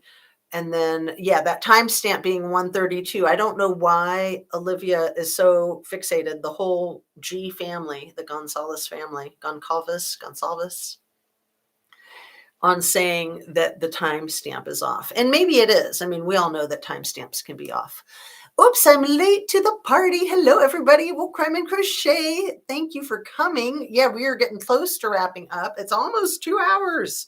This has been a good one. I wanted to come on live over the weekend and couldn't get to it. Just too many things going on. So ever since Friday night, I've been like, well, if I can't go live, I'll at least make a short video. And then I just had to focus on today. So finally we got it. Yes, start over. I missed some. So thanks so much for being here, you guys. Again, please hit that like button if you feel so inspired. And I wanted to point out my candle over here at the very end. That one is an actual candle with a real flame. So if that part starts burning up, let me know so that I don't burn the place down, because all the other candles are, those little flicker candle lights that are safe. But in that one lantern, I have a real one, and I just wanted to share because, like I said, I'm really excited about how I've gotten all of my stuff. The pussy willows are also new. And like the grapes, they light up, but then it gets too bright. There's too much like glare. So I don't know what I'll do with that. But anyway, now that I have my whole set and my lights worked out, I have no more ring lights. I just have these cool LED lights. Now I can nail everything down and go from there. Snapchat being traceable or recovered, that's good. Not what I heard, but that's great news. Timestamps seem important with the lack of transparency and veracity from law enforcement. Absolutely. I'll definitely do a replay. It depends what field you survey. It was approved by DeSalles. He graduated. And I don't think it was her, but it was another professor of his who said that she'd only ever recommended 2 people for doctoral programs and that he was one of them, and that he was like her star student of a 10-year career, and that she couldn't believe any of this. But funny how we don't hear much about that, huh? We also don't hear much from the people who say that he was a regular person and that this just doesn't sound like him at all. I know that those stories are out there, but they don't get a lot of airtime, do they?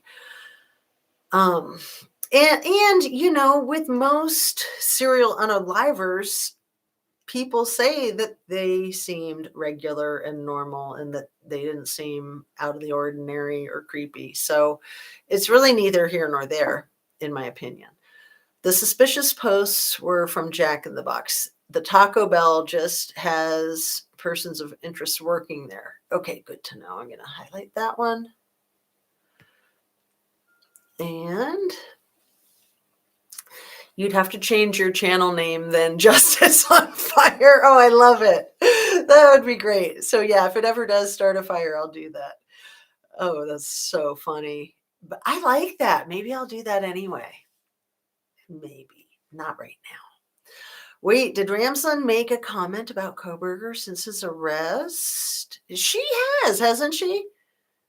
I'm pretty sure she has. But I was talking about a different professor of his from DeSales, a much younger one that only, I think, had 10 years experience. So I don't think Ramsland wrote him a recommendation for graduate school. Maybe she did, but not to my knowledge. Oh, where's T-REV? Oh, that's funny because I saw the, what is those funny things that look like mittens? I saw the mitteny things and I didn't see the T-REV thing. So, hey, T-REV, nice to see you, dude. Trev, thanks for dropping in.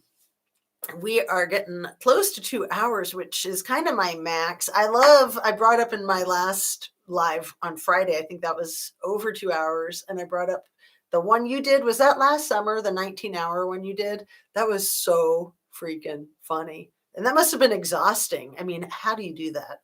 I'm getting exhausted already just from 2 hours, and I need a nap. But I know that people do them really long like that. But they are hard to watch, aren't they? Watch them on double speed, and that's still 10 hours. I thought she hasn't said anything yet. So how do we know that Ramsland approved it, or that any other teacher approved that specific paper? I thought that I had heard Ramsland say specifically about that survey that those were normal. But also, I wanted to say that in the event that he's guilty, that I've heard her say that she was concerned about her own judgment and her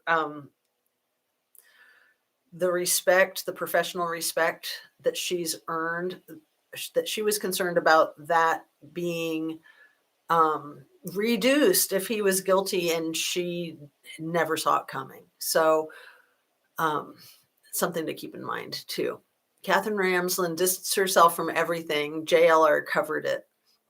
Hey there, T-REV, been wanting to catch you live, but always miss it. When are you going live again next? Well, I heard you say the other day, T-REV, that you were trying to do 30 lives in 30 days, and you've got your 2 channels. So I don't know if you're talking about combined the 2 channels or just on one channel. I would think combined with the 2 channels, because that's a lot. Keeping up with one channel is hard enough. How do you do that? Let's see. So yeah, my guess is that he'll be going live later today, maybe. Just waking my butt up. See, yeah, I have to wake up super early. It's painful. I'm a night owl by nature, but when I have to not be a night owl, it's fine too. I cannot believe you remember that. Oh, the 19-hour one? How could I forget? That's so impressive. I get it. Haha. I'm pretty much nocturnal. Yeah. Hello to you all. Just got home. Gonna have to catch up a little later. Thanks for sharing. Thanks for saying hi, Lisa. Nice to see you. So yeah, we're just getting to the wrapping up part. You going live later on, T-REV. Would love to catch your live. I'm in Taiwan, so time differences make it hard for me to catch you live, dude. Ha ha. I would love to call in on one of your lives. And I sent you an email about that, and I have your phone number.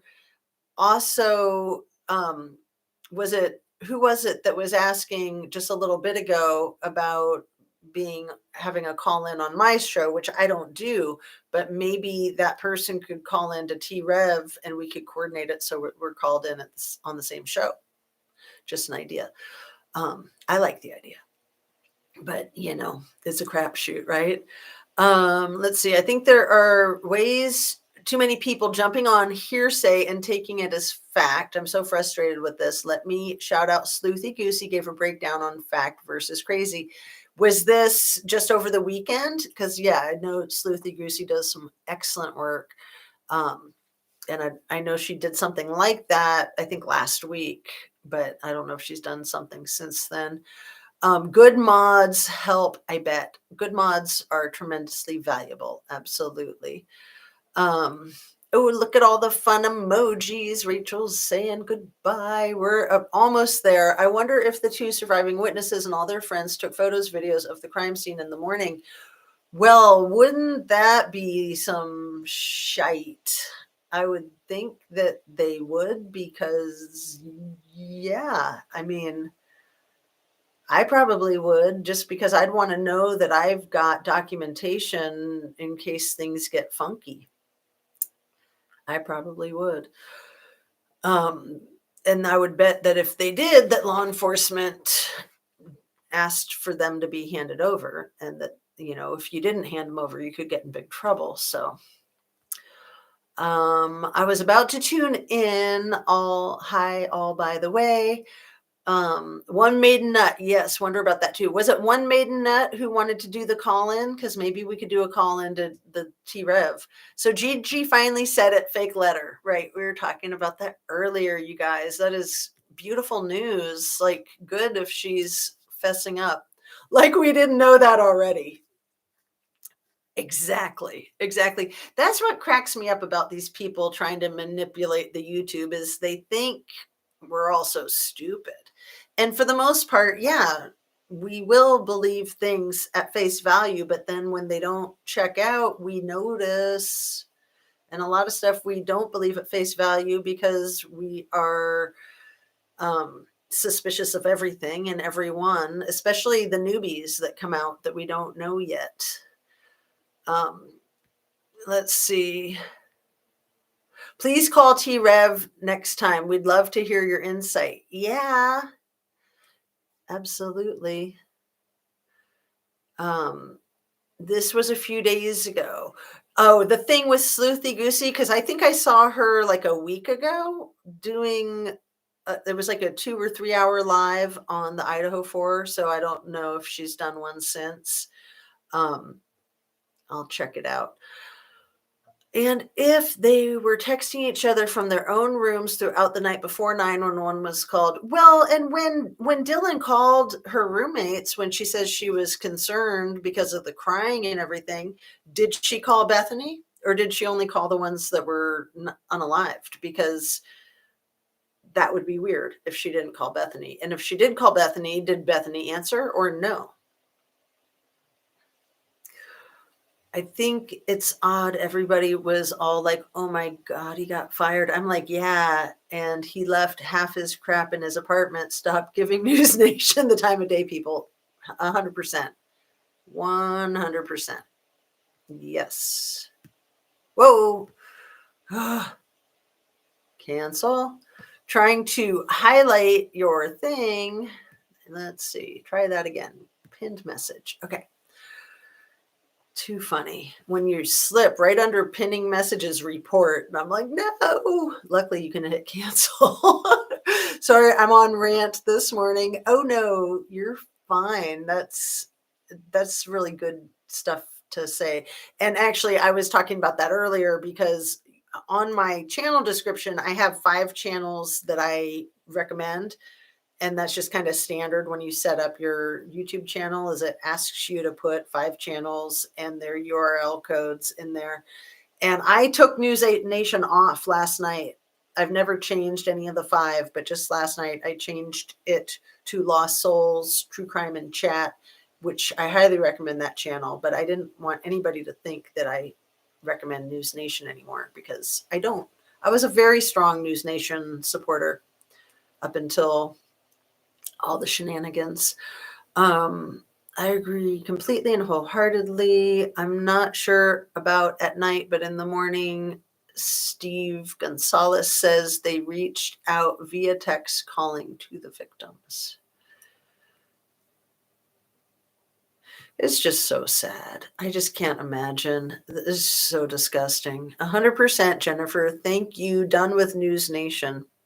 Well, like I said, I still think some of the other people that are working for that station have credibility, in my opinion. Dan Abrams, Brian Enton, and a couple of others.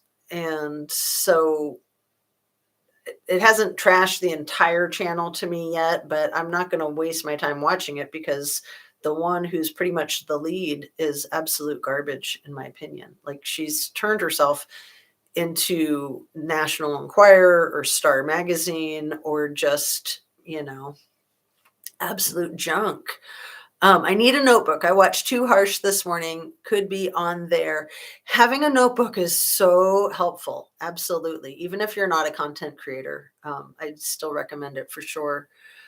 I've heard BK signed it too. I haven't seen it yet. I'll be searching. Yeah, that post about signing Kopaka's obituary or something like that. It's Banfield not in so much, but call out those that are nuts. Jennifer Kaffa Krappa with the F her name. Yep, absolutely. Yeah. I'm not as much done with News Nation, but I am done with Banfield. I hope News Nation realizes that Banfield is bringing down their credibility. You know, she got fired, I thought, from something. Maybe it wasn't News Nation, maybe it was a different show, and it was over the Watts case. Wasn't it over the Watts case? There was some big case that she was covering, and she was doing some really good work actually, and then she got canned. I'll have to look that up. Oh, CNN fired her. Was it the Watts case, Chic Antique? Thank you so much. Was it the Watts case, or was it Gabby Petito? Thank you guys. So yeah, when she got canned, I thought she had been doing some really good research. And then when she got the axe, I thought, well, that's not cool. But obviously they were smarter than I am. So I agree with you on Jennifer Coffin Crapper. She speculates so much considering she's a former FBI agent. I'm not sure, but it was during Watt's time period. So yeah, she was like pushing really hard from the NK angle, if I'm remembering right. And so I thought it was super uncool that they gave her the axe. I wasn't aware about CNN and Banfield. Yeah, I wasn't remembering that it was CNN, but I remember the case. So, and I thought that she was doing real legit work and that they let her go. And so maybe she was not doing legit work. So I'm just going to go peruse these one more time. We were at 2 hours, and I just want to make sure there wasn't something that we wanted to go back to. The athleticism, the athleticness of the alleged intruder that Dylan allegedly saw, the bushy eye guy with an athletic build, but not muscular. Like I said, I want to say this again because I really think that there's a pissing contest going on with the lead detective and him trying to take out this fancy pants doctoral student. So he's got an athletic build, but not muscular. And he's got those dang bushy eyebrows. Well, so, the athleticism is really important because you have to remember whether we have one person committing these crimes or more than one person committing these crimes, these are not easy crimes to commit. Physically, they're not easy to commit. Psychologically, they're not easy to commit. The way they were done is much like a ninja. And who are much like ninjas? Who are trained much like ninjas? Paratroopers for the Army are trained in hand-to-hand, one-to-one combat. So, just saying. Agree with you. TBH, I don't appreciate Banfield's reporting, but I do believe NK had more involvement than Ellie ever said. 100%. That's why I thought it was weird that they were letting her go so abruptly when it seemed to me that that's what she was focusing on, and that it was good that she was focusing on it, in my opinion, but they were part of the keep a lid on that crew because remember, they didn't want to mess up the multi-billion-dollar merger that was going through with Anadarko and Exxon. Was it Exxon or Chevron or one of those big oil companies was buying Anadarko? And this horrible familicide brought the price down a handful of millions of dollars, and they didn't want it bringing it down anymore or postponing it or anything else. So, Payne is athletic but not tall. Ugh, you know, I'd say there's something wrong with that guy. Like I said, him and his brother to not at least acknowledge something about a fellow paratrooper from the Army becoming unalived in a SWAT team incident is very suspicious to me that they've said nothing. It's sort of like if somebody says, "Oh, well, I've never been in that house," and, their DNA is in there. If they would have just said, "Well, I went in there once for a yard sale," or something like that, they could have eliminated any more questions. But I think of the Payne brothers in that regard with Kopaka, that if they would just say, "Wow, so sad that that happened, and he did the same type of he was in the same type of brigade as us," or Payne was in the exact same brigade as him, but not at the exact same time, so they weren't there together. But Payne's older brother, Kyle, was possibly finishing up his last tour in Afghanistan when Kopaka started. Oh, goodness. Kopaka was finishing up his last tour when Kyle Payne started. Because Kopaka he joined the Army straight out of high school. And the Payne brothers both went to the University of Idaho, got their bachelor's degrees before joining the Army, is what I believe is the case. Anyway, the fact that they've never mentioned him is suspicious, in my opinion. BK was a boxer and or kickboxer and a runner, so he probably was a lot more physically fit than he looks. And I've been a kickboxer. I was doing kickboxing up until COVID, and I've been very athletic most of my life, and I can, I can do a lot in a day and still get out of bed the next morning. But I still don't think I could do what happened to those people in Idaho. I don't think I could do that physically, let alone psychologically. It takes a lot. It takes a lot, a lot. Payne is bald and not smart. LOL. Sorry, his PCA is horrible. Well, and he didn't make his PCA match his buddy's PCA, even though both of their PCAs are copy and pasted one and the exact same. Sorry, I'm just on a rant. Don't apologize. You're good. He has a Napoleon complex, like Napoleon Dynamite. Sorry, guys. I'm on this morning. He probably can't even spell PCA. Oh, that's cute. That's funny. I agree. I think Kopaka's death is so sad. It totally needs to be investigated. And he was a protected person. He was a bona fide protected person. Strange for sure. I've been listening to the audio scanner.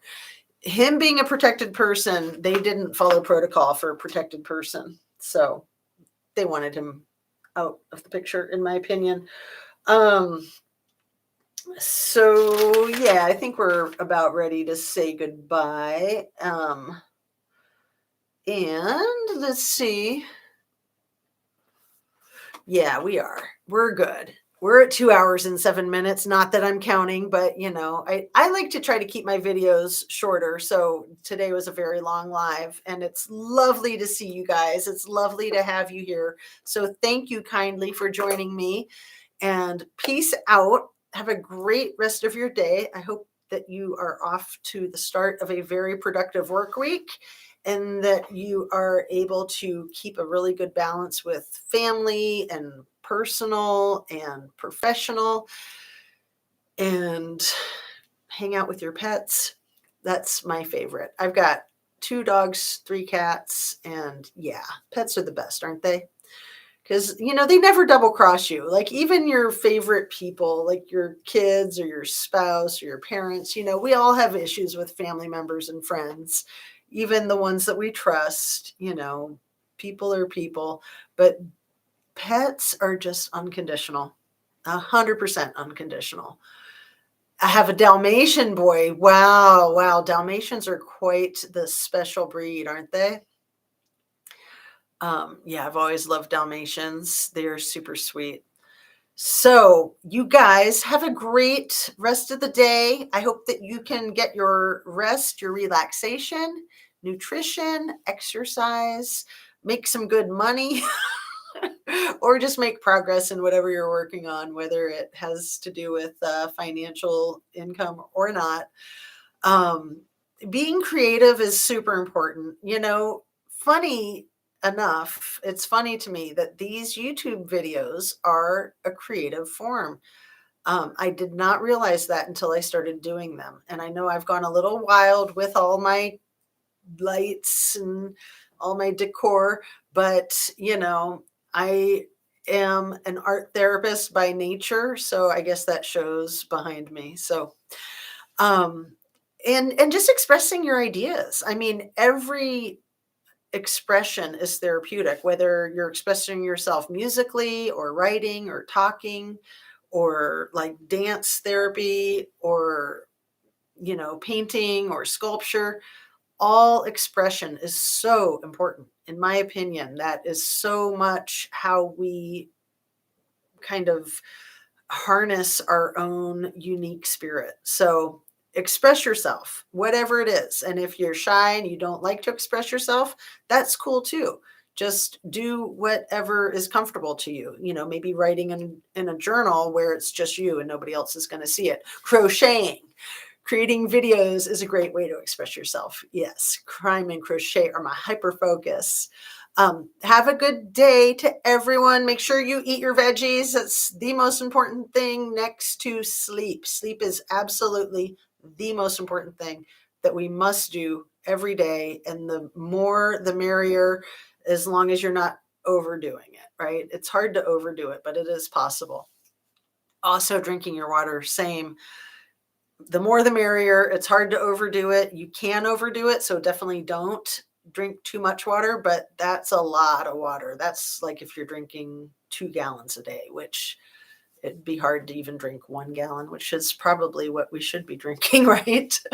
And I think that's about it. Eat, pray, love. Take care. Thanks again for coming, and I will see you guys on the next one. Sending you light and love. All right. Have a great day.